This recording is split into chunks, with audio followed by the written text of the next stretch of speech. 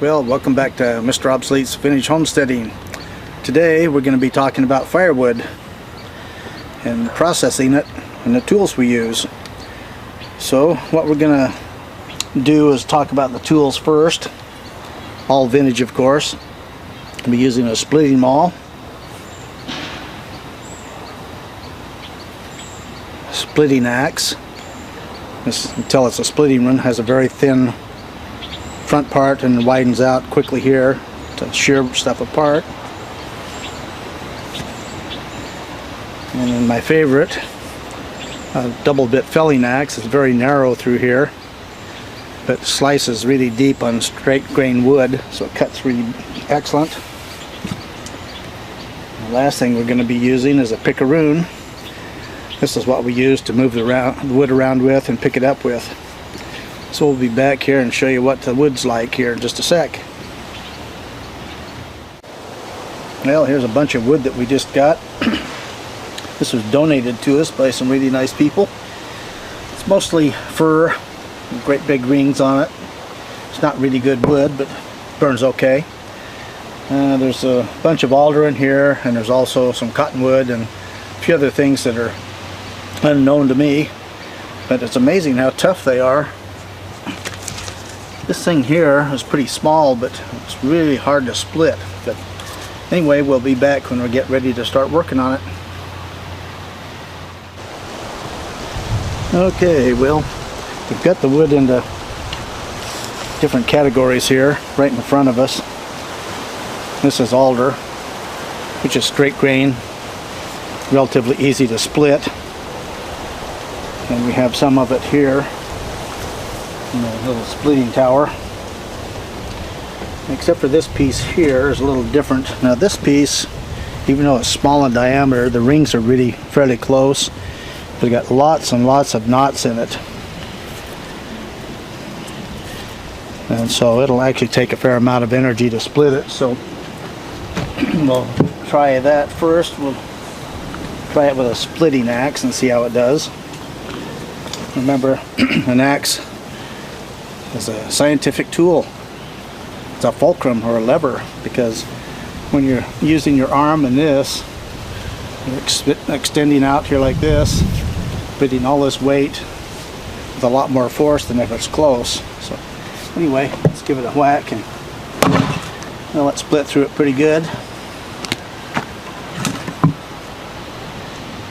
You can see that it split around the knots there, so it didn't have to cut any of them, otherwise it probably would have stopped. So that was a good easy split.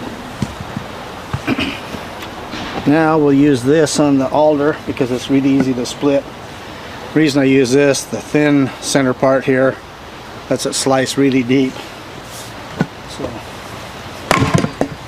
see how easy that is? Works great. You see the nice straight grain structure here. A little bit of rot here in the center, but that's why it splits easy. So we'll be back here in a second and we'll put in some fir and show you why it doesn't split very well. Okay, well, this is a piece of fir. This stuff is hard to split. Again, looking for knots. You want to put them at the bottom. Look for cracks up in here. There aren't any on this particular piece of wood. But this, even though it's relatively small, we'll try splitting it with a big one here. Yeah, so you can see that it doesn't like to split.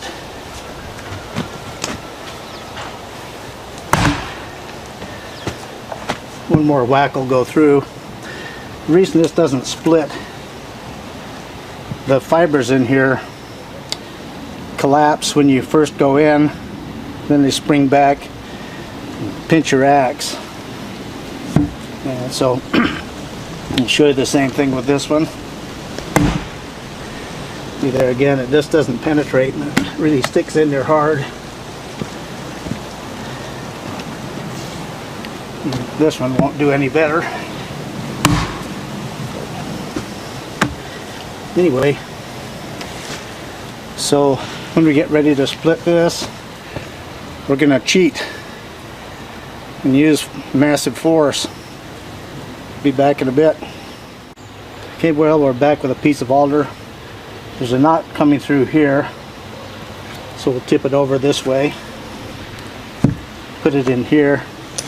I'll use a double bit on this because even though it's a pretty good sized piece, it'll slice right through it.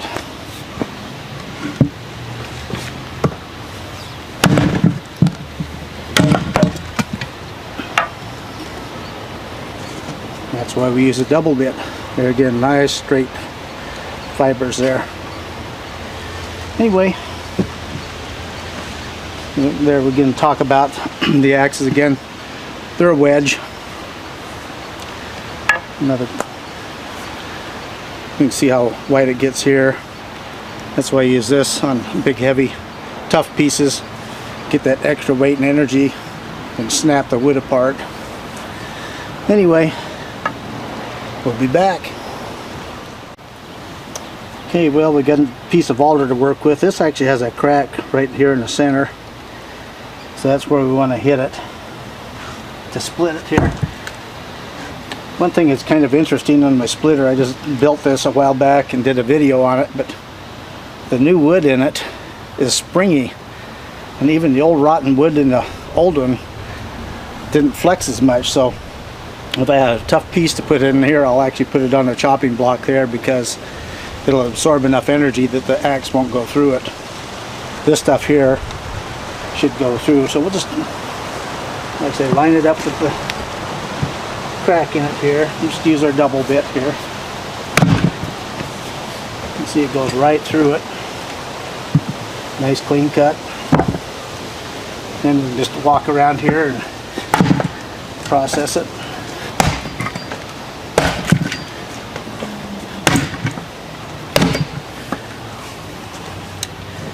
So when you have straight grain wood like this, it's a lot quicker to use an axe than it is a hydraulic splitter. They're fairly slow. But anyway, I'll get this pile cut up here and we'll be back. Well, we're back with our brute force. Even though it's a minimal brute force, this will do the job. See how it works here.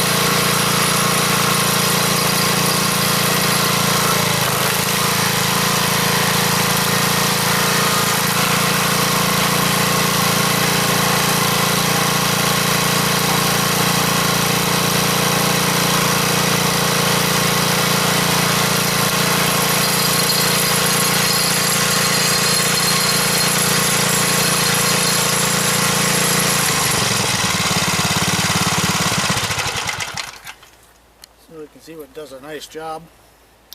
Split right by that knot there. This last little piece of wood here, you can actually hear the engine slowing down a little bit. It's so tough to split it. There's huge fibers in it. There's a lot of sap and weird stuff in it that it's like glue and holds it together. It actually takes a fair amount of work to split it. Anyway, I'll get some of this split up and we'll be back. Okay, well, we got that cut up, split up I should say. Gonna start splitting some of this. And there again, this has a wedge built into it. All splitters have a wedge on one end and a ram with a flat face on the other. So when you're cutting a piece of wood like this, the hardest part to split is going to be here because of the knots and whatnot. You always want to put that facing the wedge. So get started here.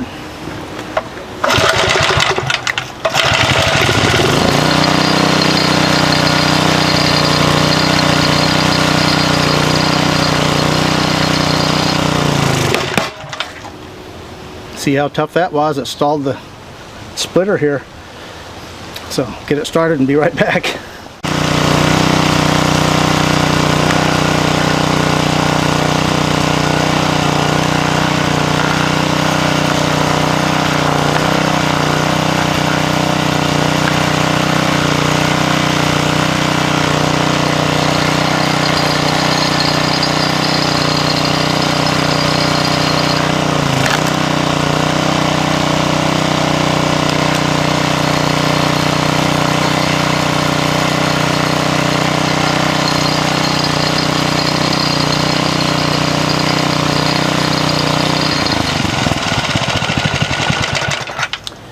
Well, you can see how tough that wood was.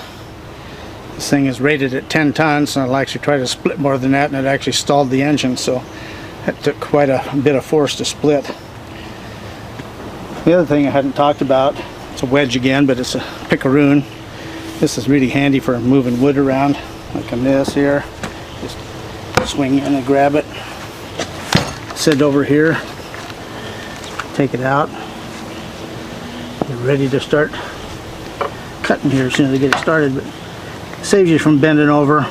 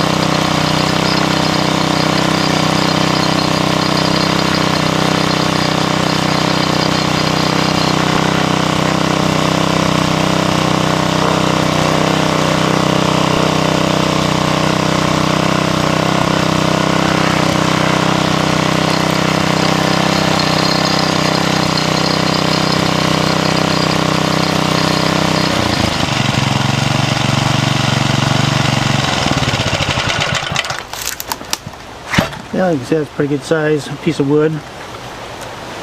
See all the weird gyrations in the grain structure on this.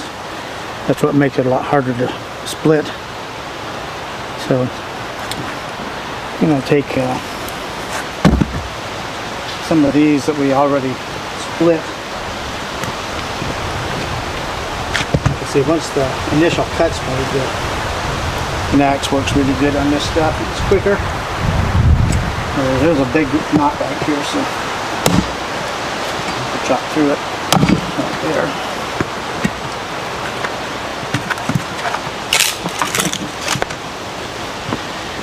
See that big knot there? You can see that vintage plumb axe cuts right through that stuff. Better than crappy new ones, unless you pay $200 for a Grand Force.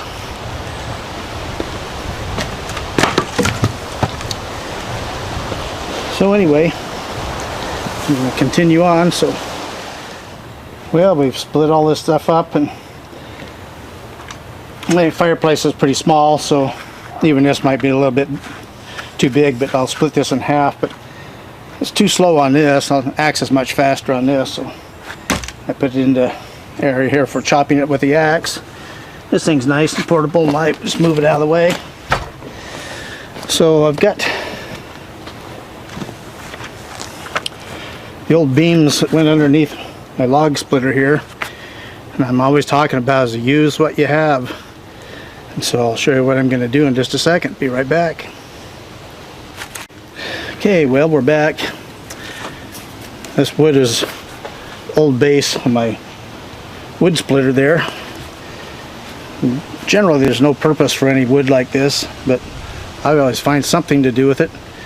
So we're going to put it on the sawbuck and shorten it, but we're going to be using it for firewood. So we're going to use it to burn out stumps with. So never throw anything away. Everything has a purpose. So I get my eyes and ears on and start cutting here. One thing I'll show you real quick though. That's what's left of one of the cross beams, so I definitely got my use out of that wood.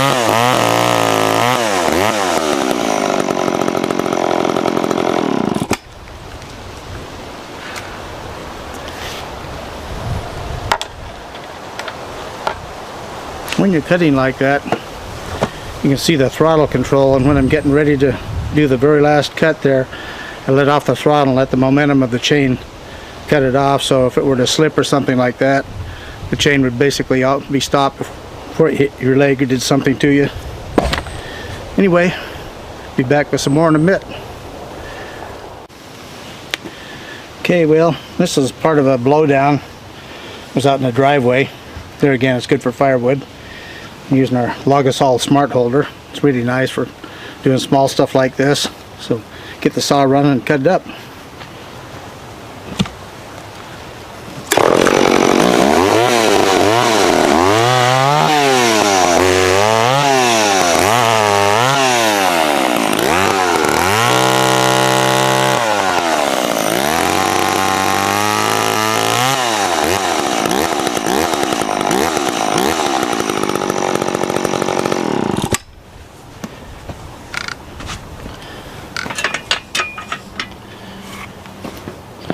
Strange root rot in there going out the different directions.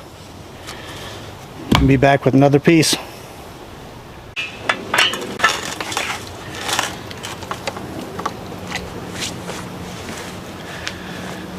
Well, this is where it broke off. It's weird because it was the strongest part of the tree.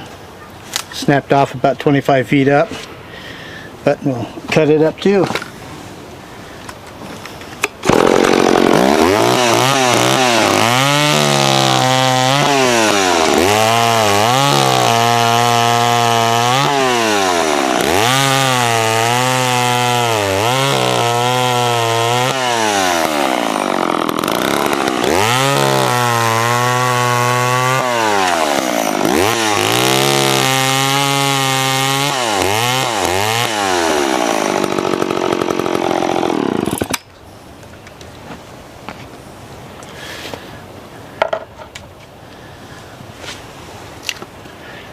Yeah, see, there's no real signs of root rot in this, but strange grain structure there.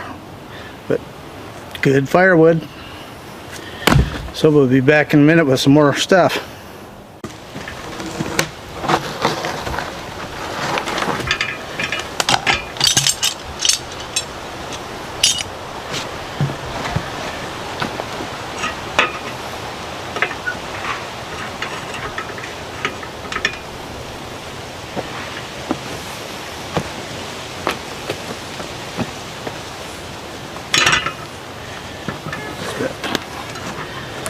Too big to fit in there, but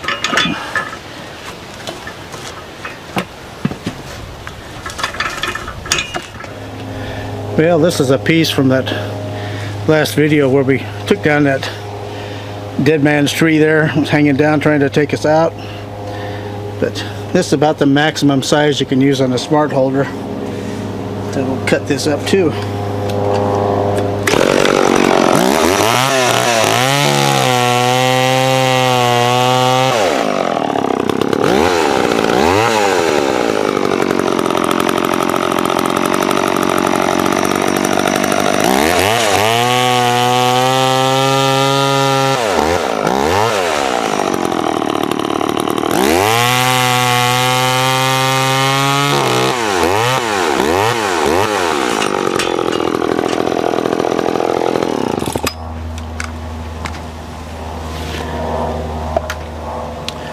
Well, it's all good for firewood. Another thing I wanted to talk briefly about, you know, if you're watching TV these days and you see all the crazy rioting and stuff and people going nuts over stuff that happened over 200 years ago, has really no meaning in today's life. But I'm just talking about people that I've known over the years, how kind and generous so many of them are. There's way more good people out there than there are these crazy people like you see on TV.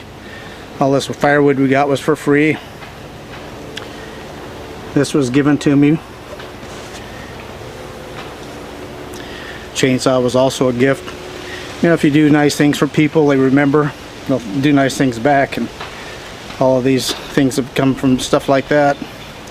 So remember, if you're watching TV and see all that crazy stuff, a great philosopher I saw one time said there ain't no cure for stupid.